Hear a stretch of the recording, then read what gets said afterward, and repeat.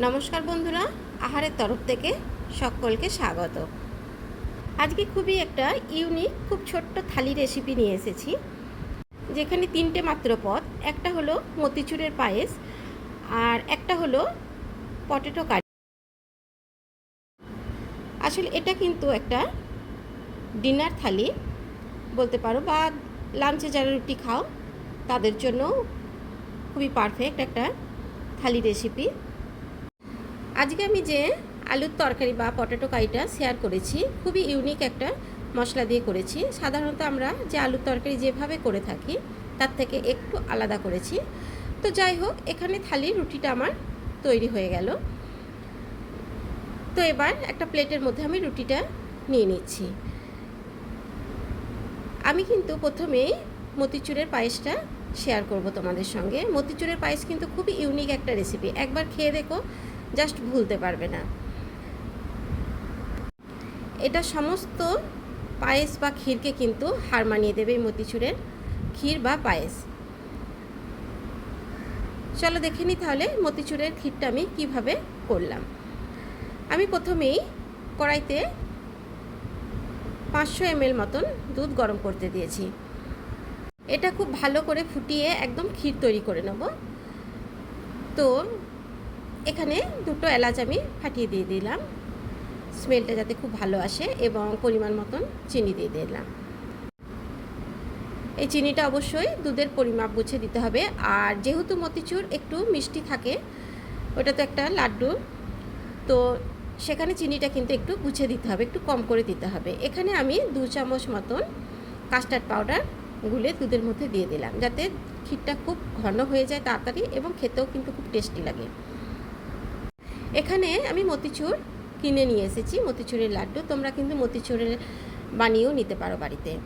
তো যাই হোক, এই ক্ষীরটা আমার তৈরি হয়ে গেছে, এবং গ্যাসটা বন্ধ করে আমি একটু ঠান্ডা করে নিয়েছি। এবার ওই মতিচুরের লাড্ডু থেকে দুটো মতিচুর আমি ভেঙে এইভাবে দিয়ে দেবো এর মধ্যে। এই পায়েসটা আবারও বলছি, এত ইউনিক খেতে, একবার বানিয়ে খেও, জাস্ট ভুলতে পারবে না। তো যাই হোক, এটা বেশ কিছুটা ঠান্ডা হয়ে গেছে। এবার এখানে 4টা মতিচুর আমি সাজিয়ে নিয়েছি, মতিচুরের লাড্ডু, এবং ওই ক্ষীরটা, যেটা দুটো মতিচুর ভেঙে দিয়েছি, ওপর থেকে দিয়ে দিলাম। এটা বেশ কিছুক্ষণ যদি ফ্রিজে রেখে তারপর বের করে খাওয়া হয়, খুব ভালো লাগে খেতে। তো যাই হোক, খুব সিম্পল এবং ছোট্ট একটা রেসিপি আমার তৈরি হয়ে গেল। এবার আমি আলু কারিটা তোমাদের সঙ্গে শেয়ার করব। আমরা রোজ যে আলু কারি খেয়ে থাকি তার থেকে একটু আলাদা করার চেষ্টা করেছি।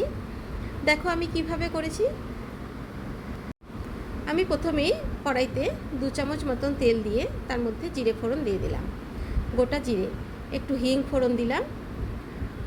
এবার একটা বড় সাইজের টমেটো এইভাবে টুকরো করে নিয়েছি, সেটা তেলের মধ্যে বেশ কিছুক্ষণ ধরে নাড়াচাড়া করে নেব। টমেটোটা একটু কাঁচা গন্ধ চলে গেলে এর মধ্যে 1 চামচ মতন আদা বাটা দিয়ে দিলাম, এটাও একটু নাড়াচাড়া করে নেব। এবার এর মধ্যে পরিমাণ মতো লবণ দিয়ে দিলাম, টেস্টের জন্য 1 চামচ চিনি দিয়ে দিলাম, খুব সামান্য হলুদ দিয়ে দিলাম, এবং কাশ্মীরি লাল লঙ্কার গুঁড়োটা দিয়ে দিলাম, যাতে রঙটা খুব ভালো হয়।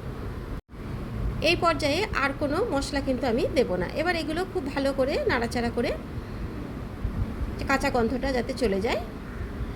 এবার সেদ্ধ করে রাখা আলুটা এর মধ্যে দিয়ে দিলাম।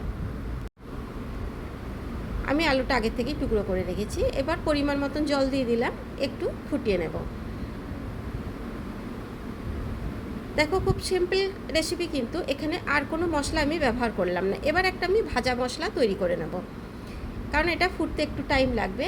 ভাজা মশলাটার মধ্যে আমি দিলাম 1 চামচ গোটা ধনে, এটা দিলাম জোয়ান, 1/2 চামচ জোয়ান, 1/2 চামচ মৌরি, গোটা মৌরি, সবই আমি এখানে গোটা মশলাগুলো ব্যবহার করছি। খুব সামান্য মেথি, আর একটা শুকনো লঙ্কা, এবং 1/2 চামচেরও কম গোটা জিরে। এবার এই মশলাগুলো খুব ভালো করে ড্রাই রোস্ট করে নিতে হবে। এই মশলা থেকে যখন খুব সুন্দর একটা স্মেল বেরিয়ে আসবে তখনই বুঝবে যে মশলাটা ভাজা হয়ে গেছে।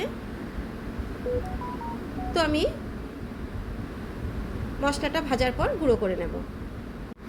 এর মাঝখানে আমি তোমাদের বলে রাখি, এই রেসিপি দেখার পর কিন্তু অবশ্যই একটা লাইক করে দিও, কারণ তোমাদের একটা লাইক কিন্তু আমাকে আবার নতুন ভিডিও তৈরি করতে অনেকটা ইন্সপায়ার করে। তো যাই হোক, সবজিটাও আমার খুব ভালো করে ফুটে গেছে। এই যে মশলাটা গুঁড়ো করে আমি ওপর থেকে দিয়ে দিলাম। এর মশলা বদলে কিন্তু শুধু এই ভাজা মশলায়, এই ভাজা মশলা দিয়ে এই আলুর তরকারিটা একবার করে দেখো, দারুণ খেতে হয়। ব্যাস, এখানে আর কিছুই দেব না, আমার আলুর তরকারিও রেডি।